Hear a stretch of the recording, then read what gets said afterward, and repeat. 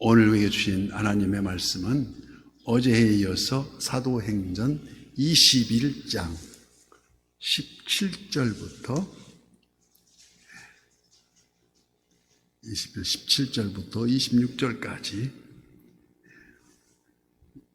21장 17절부터 26절까지 교독하고 마지막 절 합독합니다. 예루살렘에 이르니 형제들이 우리를 기꺼이 영접하거늘 그 이튿날 바울이 우리와 함께 야고도에게도 들어가니 장로들도 다 있더라.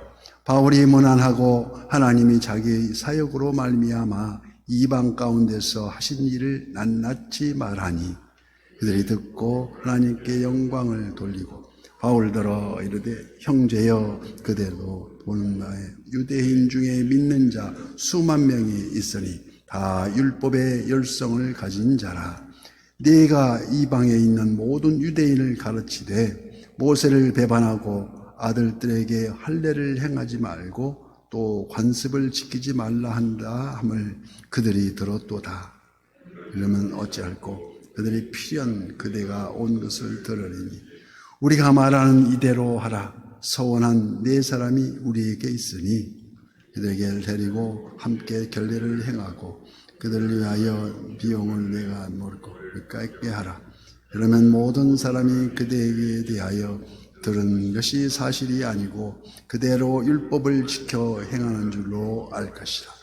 주를 믿는 이방인에게는 우리가 우상의 제물과 피와 목매어 죽인 것과 음행을 피할 것을 결의하고 편지하였느니라 하니 바울이 이 사람들을 데리고 이튿날 그들과 함께 결례를 행하고 성전에 들어가서 각 사람을 위하여 제사 드릴 때까지의 결례 기간이 만기된 것을 신고하니라. 아멘. 오늘도 실시간 유튜브를 통해서 선한 뉴스의 기도의 향연 속에 새벽을 깨우는 우리 모두에게 하나님의 풍성한 은혜를 축복합니다. 망망한 인생 대로 바다 위에 마치 인생을 바다로 비유한다면 그 많은 사람들이 택정을 받지 못하고 수많은 불신자들은 그 마음이 완악해져 가면서 복음을 완강히 거부함으로 사단은 이러한 자들을 부추겨서 계속 미혹하려 들고 유혹하려 들고 세상에 갈수록 죄악이 만연해지고 가고 만연해져 간다는 것입니다. 오늘 본문 23절 말씀에 우리가 말하는 이대로라 하라.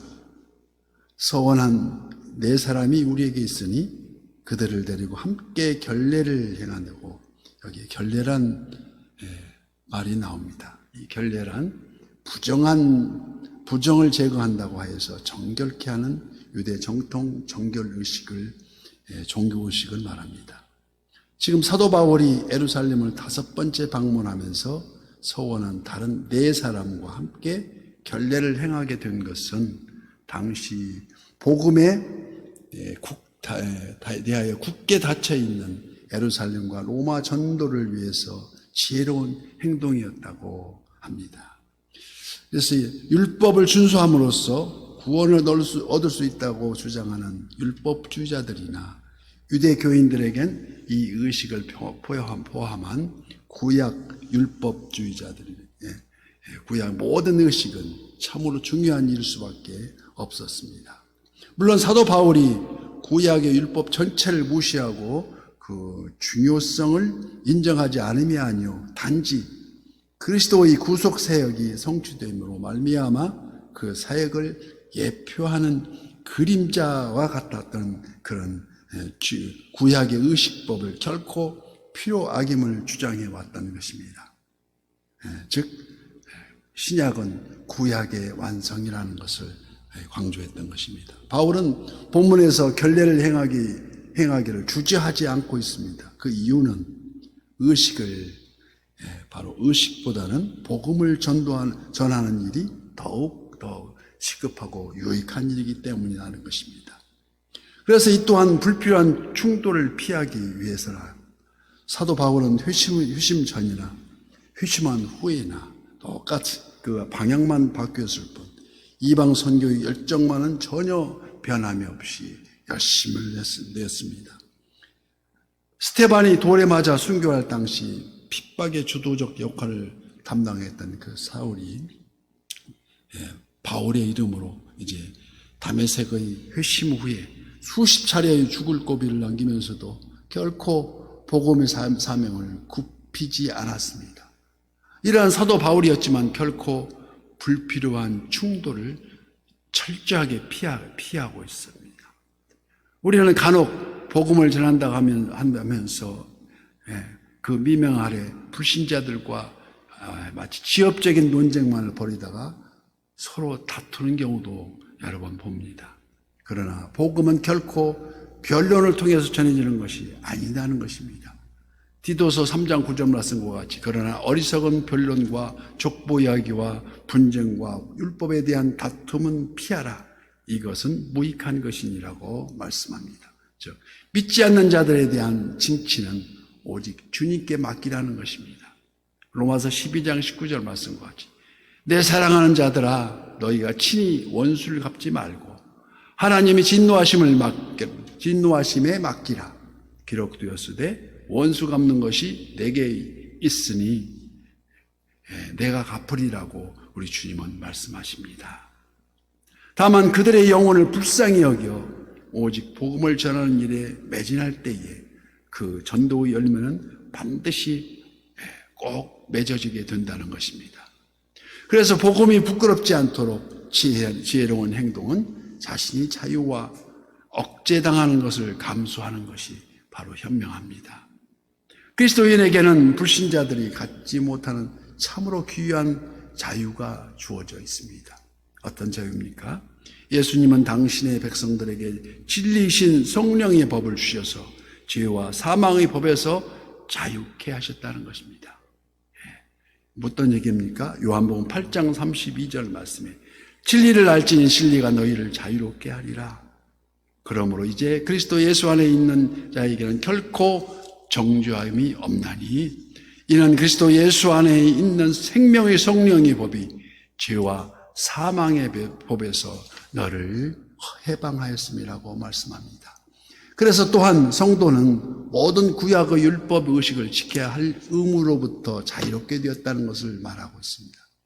참으로 이후 성령께서 명하신 바 사랑의 법 외에는 실로 성도를 구속할 그 아무것도 없다는 것입니다.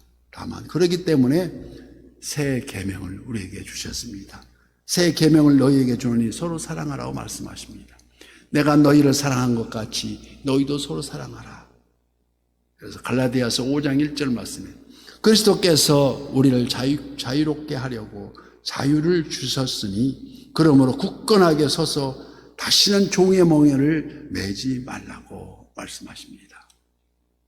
그러나 본문에서 그처럼 강력하게 율법으로부터 성도의 자유를 부르짖었던 바울이 지금 스스로 함께 결례를 행하게 된 그 이유는 무엇이었을까요?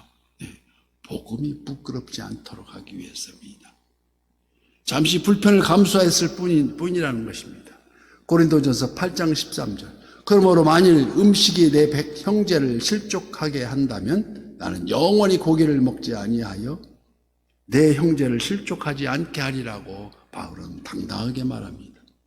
사도 바울이 우상에게 바쳤던 고기를 먹지 않겠다고 한 것이나 교회로부터 당연히 받을 수 있는 생활 보조를 거절한 것 등은 모두 자신의 자유를 억제함으로써 그리스도의 복음이 아무런 장애 없이 전하여지게 하기 위해서였다는 것입니다. 행여 우리는 자유라는 비명 아래 방종한 삶이 되어 복음의 걸림돌이 된 적이 없었는지 되돌아봐야 합니다. 사소한 일에도 복음이 부끄럽지 않도록 우리의 외적 자유를 과감하게 포기할 수 있을 바로 그때 우리가 진정 더 큰 내적 자유함을 얻을 수 있음을 확신한다는 걸 우리는 알아야 됩니다. 그래서 오늘 본문 26절에 바울이 이 사람을 데리고 이튿날 그들과 함께 결례를 행하고 성전에 들어가서 각 사람을 위하여 제사 드릴 때까지 그 결례기간이 만기된 것을 신고하니라고 말씀합니다. 이처럼 오직 복음이 부끄럽지 않도록 잠시 내려놓을 필요악을 이처럼 그리스도 안에서 진정으로 성숙하고 강한 자는 믿음의 형제들에겐 한없이 온유하고 겸손하면서도 세상을 향해서는 더없이 담대하다는 것을 우리는 알 수 있습니다. 그리하여 이 모든 모습은 오늘날 곧 교회를 위해서는 든든한 방패가 되고 복음을 위해서는 충성스러운 일꾼이 됨으로써 너희는 강하고 담대하라. 두려워하지 말라. 그들 앞에서 떨지 말라. 이는 내 하나님 여호와 그가 너와 함께 계시며 결코 너를 떠나지 아니하시며 버리지 아니하실 것임이라고 신명기 31장의 말씀입니다. 이처럼 성도의 길은 복음이 부끄럽지 않도록 세상을 향해 한없이 담대하고 강하면서도 교회 안에서 언제나 겸손하고 온유함으로 그래서 마치 험난하면 할수록 폭풍의 흑암 속에 헤치고 더 높이 날아오르는 독수리 날개처럼 우리 선한 유수의 공동체가 더욱 부흥의 원년으로 다짐하면서 비약하는 우리 모두가 되시기를 예수님 이름으로 축복합니다.